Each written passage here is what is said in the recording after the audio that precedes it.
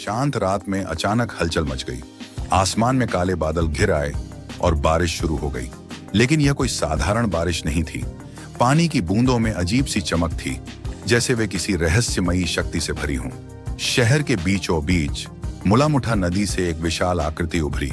यह कोई और नहीं बल्कि टीमिंगला था, जल का दानव जो किसी भी समय एक मनुष्य का रूप धारण कर सकता था।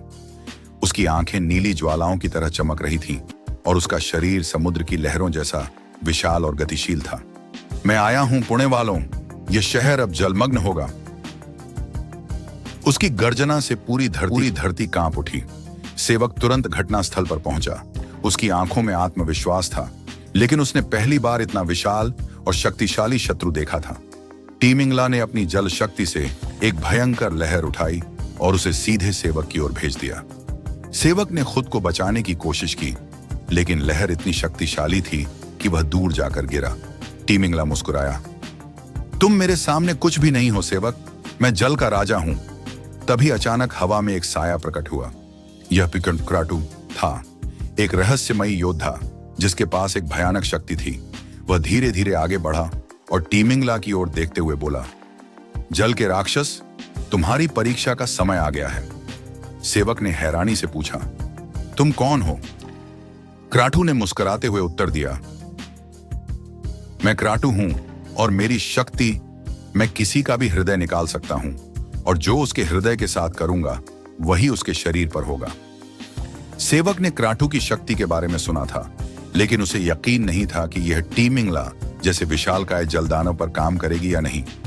टीमिंगला ने अपने हाथ उठाए और आसमान से विशाल जलगोले गिराने लगा।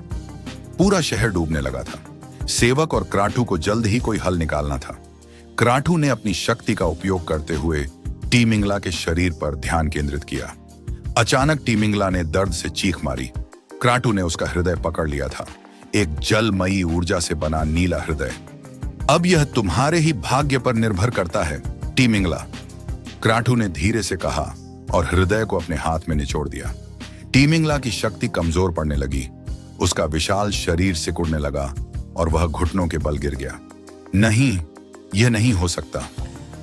सेवक ने मौका देखा और अपनी पूरी शक्ति से एक प्रहार किया, जिससे टीमिंगला पूरी तरह समाप्त हो गया। टीमिंगला के मरते ही बारिश रुक गई, पानी वापस बहने लगा और शहर को एक बार फिर बचा लिया गया। सेवक ने चैन की सांस ली और क्राटू की ओर देखा। तुमने मेरी मदद की, लेकिन तुम कौन हो और तुम्हारा अगला कदम क्या है? सेवक ने पूछा। क्राटू ने मुस्कुराते हुए कहा, यह दुनिया कई रहस्यों से भरी है सेवक।